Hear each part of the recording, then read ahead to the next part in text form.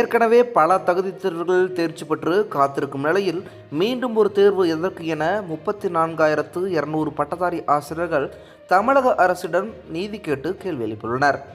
ஏற்கனவே பல தகுதி தேர்வுகளில் தேர்ச்சி பெற்று 34,200 பேர் பணிக்கு காத்திருக்கும் நிலையில் மார்ச் மாதம் மீண்டும் ஒரு நியமன தேர்வு நடத்தப்படுவதை பட்டதாரி ஆசிரியர்கள் வன்மையாக எதிர்க்கின்றனர். கடந்த 2023ஆம் ஆண்டு நடத்தப்பட்ட ஆசிரியர் நியமன தேர்வில் தேர்ச்சி பெற்று பணி வாய்ப்புக்காக காத்திருக்கும் ஆயிரக்கணக்கான ஆசிரியர்கள் தங்களுக்கு மறு நியமன தேர்வு இல்லாமல் நேரடியாக பணி வழங்க வேண்டும் என தமிழக அரசுக்கு கோரிக்கை விடுத்துள்ளனர். திருச்சியில் நேற்று செய்தியாளர்களை சந்தித்த ஒருங்கிணைப்பாளர்கள் கலைவாணி, மோகன்ராஜ் மற்றும் பாஸ்கர் ஆகியோர் இந்த கோரிக்கைகளை முன்வைத்துள்ளனர். 2023ஆம் ஆண்டு நடைபெற்ற பட்டதாரி மற்றும் வட்டார வளமைய ஆசிரியர் பயிற்றுனர் நியமன தேர்வில் மொத்தம் 37,000 பேர் தேர்ச்சி பெற்றனர். அறிவிக்கப்பட்ட 3,192 காலி பணியிடங்களில் 2,800 இடங்கள் மட்டுமே நிரப்பப்பட்டுள்ளன. மீதமுள்ள 392 இடங்களுக்கான இரண்டாவது பட்டியலை அரசு வெளியிடவில்லை.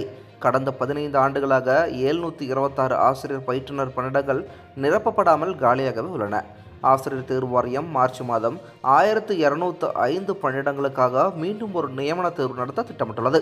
இதற்கு கடும் எதிர்ப்புகள் தெரிவித்துள்ள ஆசிரியர்கள் ஏற்கனவே தகுதி தேர்வு, தமிழ் தேர்வு மற்றும் 2023 நியமன தேர்வு என அனைத்திலும் தேர்ச்சி பெற்று 34,200 பேர் காத்திருக்கிறோம். அப்படி இருக்கையில் மீண்டும் எதற்காக தேர்வு நடத்த வேண்டும் என்று கேள்வி எழுப்பியுள்ளனர்.